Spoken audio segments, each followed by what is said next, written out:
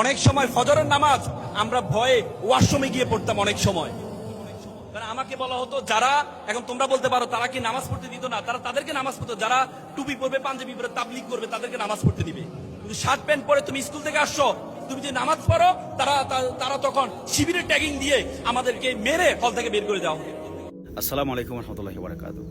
আপনারা অনেকে আমাকে বলেন যে সাইফি ভাই আপনি জামাতের বিরুদ্ধে এভাবে কথা বলেন কেন?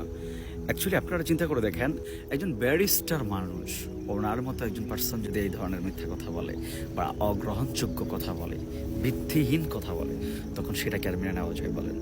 যার কারণে আমরা এই ভুলগুলো সংশোধন করার চেষ্টা করি। এটা অনেকে আমাদেরকে দোষ মনে করে, আবার জামাত বিরোধী মনে করেন। করতে পারেন ভাই, এখন আপনি ভুল করবেন, আপনার ভুল সংশোধন যদি আমি না করিয়ে দিই, তাহলে এটা আমার নৈতিক দায়িত্ব আপনার ভুলগুলো সংশোধন করে দেওয়া। মানুষ মতো ভুল হতে পারে, কিন্তু তাই বলে ওয়াশরুমে ফজরের নামাজ পড়বেন, this is unbelievable and unexpected. দেখেন, এই লোকটা বলতেছে যে আমরা এক সময়ের ওই স্বৈরাচার সরকার বা যাদেরকে বলে যে সরকারের আমলে থেকে আমরা যখন ঢাকা বিশ্ববিদ্যালয়ে পড়াশোনা করছিলাম, তখন আমরা ওদের ভয়ে আমরা ওয়াশরুমে যেয়ে ফজরের নামাজ পড়তাম। ওয়াশরুমে একজন মানুষ ফজরের নামাজ পড়ে কীভাবে ভাই? আমার এই বিষয়টা আসলে আমার জানতে ইচ্ছে করে যে একটা মানে ওয়াশরুমে ফজর নামাজ পড়ে কীভাবে।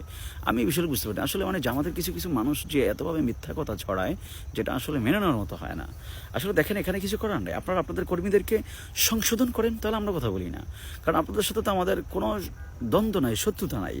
আপনারা যখন মিথ্যে ছড়াছড়ি করেন এবং যেটা ইসলামের বিপরীতে কথা চলে যায়, সেই কথাটাই আমরা প্রতিবাদ করার চেষ্টা করি বা সংশোধন করার চেষ্টা করি। এছাড়া আপনাদের সাথে আমাদের কোনো শত্রুতা নাই।